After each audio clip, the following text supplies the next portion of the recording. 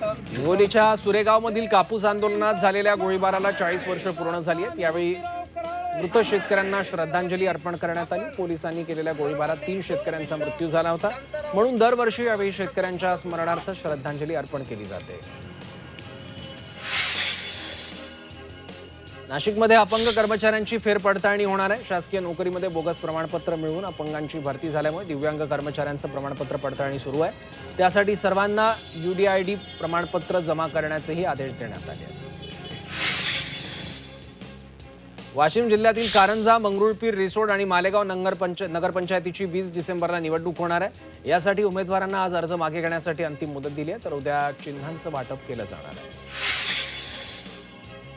छत्रपती संभाजीनगरातील 23 गृहप्रकल्प आणि 31 प्लॉटिंग व्यावसायिकांनी UDCPR नियमांचं उल्लंघन केलंय। अनेक विकासकांनी गरिबांच्या वाट्याची 20% जागा म्हाडाला न देता स्वतःच त्या जागेची विक्री केली।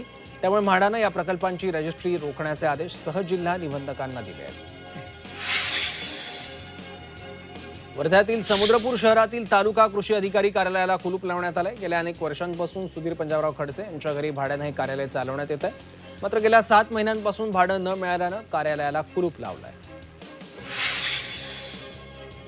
कोल्हापूर प्राधिकरणाला विशेष दर्जा देण्याचं शासनानं जाहीर केलं, मात्र कोल्हापूरकरांनी या विशेष दर्जाला तीव्र विरोध केलाय। कोल्हापूर शहराच्या शेजारी असणाऱ्या 42 गावांचा हद्दवाढीमध्ये समावेश करावा, यासाठी गेल्या अनेक वर्षांपासून लढा सुरू आहे। यामध्ये प्राधिकरणाचा दर्जा दिल्यानंतर कोल्हापूरकरांनी तीव्र नाराजी व्यक्त केली आहे।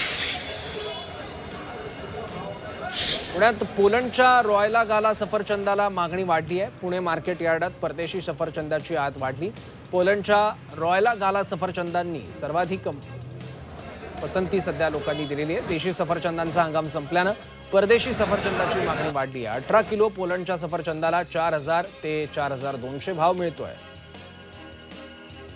गाँव गावी 24 तास को पावर्ड बाय चितळे बंधू। Just get it and eat it. अपार अणुशक्ति फायर प्रोटेक्ट वायर, सुरक्षा जिसपे देश करे भरोसा।